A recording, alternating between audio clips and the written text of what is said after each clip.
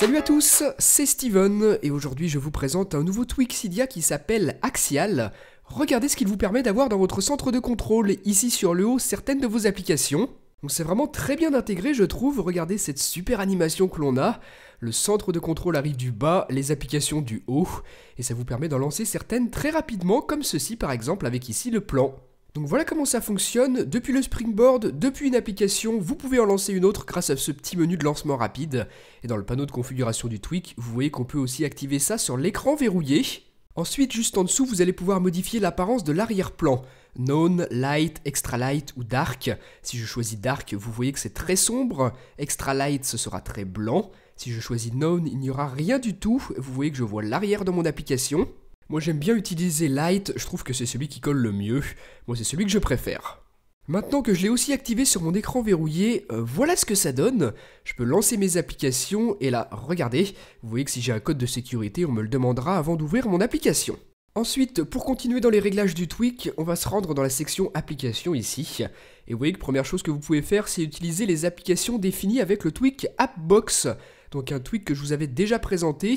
Regardez, si je coche cette option, voilà les applications qui s'affichent, elles sont différentes. Donc vous pouvez très bien utiliser Axial et Appbox.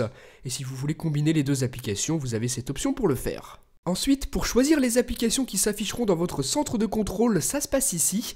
Vous pouvez en prendre certaines, les placer vers le bas pour les désactiver. Et inversement, vous prenez certaines applications et vous les glissez vers le haut pour les activer et les afficher dans le nouveau menu. Donc voilà comment ça fonctionne, vous retrouvez ici la liste de toutes les applications installées sur votre appareil. Vous avez celles que vous avez téléchargées depuis l'App Store, celles qui sont natives et aussi celles téléchargées à partir de Cydia. Vous faites votre petite sélection et une fois que vous avez défini vos applications, rouvrez le centre de contrôle et ensuite voilà ce que ça donne. Ensuite, tout à l'heure, à partir de l'écran verrouillé, on a vu qu'on nous demandait notre code de sécurité avant d'ouvrir les applications. Ici, vous pouvez passer outre cette fonctionnalité, déverrouiller automatiquement sans qu'on vous demande le code, pour toutes les applications ou alors pour seulement certaines que vous définissez ici. Je vous conseille pas d'utiliser ça. Ensuite, on peut choisir combien l'on veut d'applications par ligne. J'en avais 3, si je passe à 2, eh bien vous voyez que c'est différent, voilà comment ça s'affiche. Et lorsque vous êtes en mode paysage, vous pouvez aussi choisir combien vous voulez d'applications par ligne. Oui, le tweak fonctionne aussi en mode paysage, et ici vous allez pouvoir choisir la méthode d'activation, un glissement à partir des angles droit, gauche, les deux ou aucun. Moi je vais mettre les deux, et voilà comment ça s'active maintenant, je glisse comme ça, et hop, ça révèle le petit menu, très pratique. Là aussi vous choisissez ce que vous préférez, mais en mettant les deux angles, vous pouvez l'activer avec les deux mains. On continue dans les réglages, on peut choisir d'afficher les badges de notification et les noms des applications, vous voyez. Moi je trouve les noms pas franchement esthétiques avec ce tweak, donc je préfère l'enlever. Et dernière option, vous pouvez afficher des icônes rondes. Regardez comment elles s'affichent maintenant.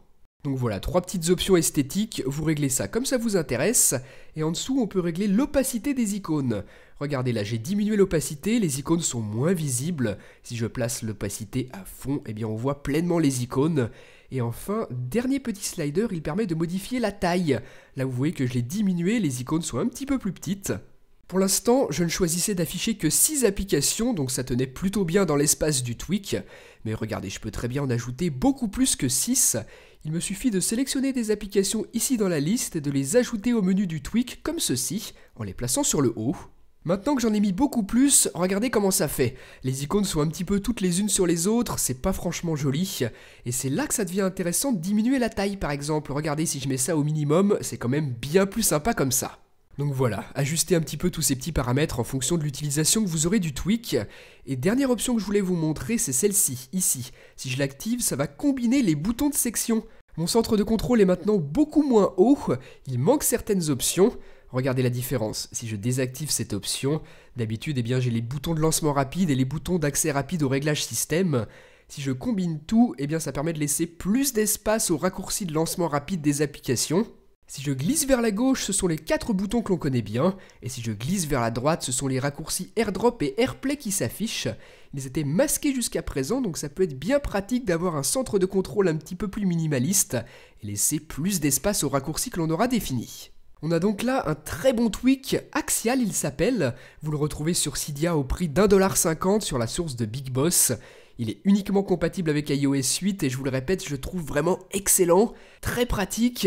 Donc vous aussi, donnez votre avis là-dessus et à très bientôt pour une prochaine. Salut!